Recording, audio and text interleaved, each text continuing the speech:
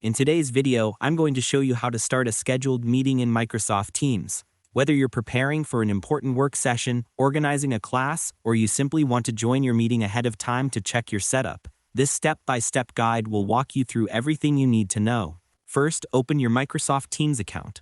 Once you're inside, look on the left-hand side and click on the Meet section. This is where all your meetings, both quick meetings and scheduled ones, will appear. Make sure to follow along carefully so you don't miss any details. Now, if you want to schedule a meeting for a specific date and time, Teams makes that super easy. In the same Meet section, click on Schedule a Meeting. A new window will open with several fields for you to fill out. Start by entering your meeting name, something clear so everyone knows what the meeting is about. Next, type in the names or email addresses of the people you want to invite. Teams will automatically suggest contacts as you type, so it's fast and convenient. After that, choose the exact date and time of your meeting.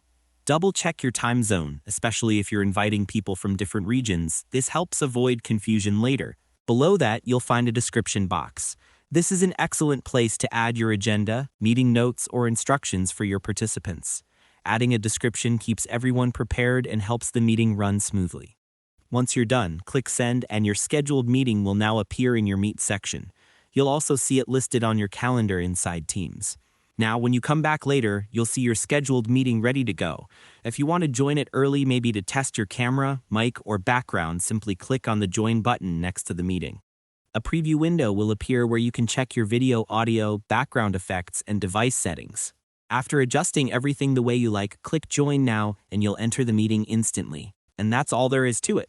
By following these simple steps, you'll be able to start a scheduled meeting in Microsoft Teams easily and confidently. Thanks for watching, and if this helped you out, feel free to share it with others who might be facing the same issue. Why not make someone's day easier?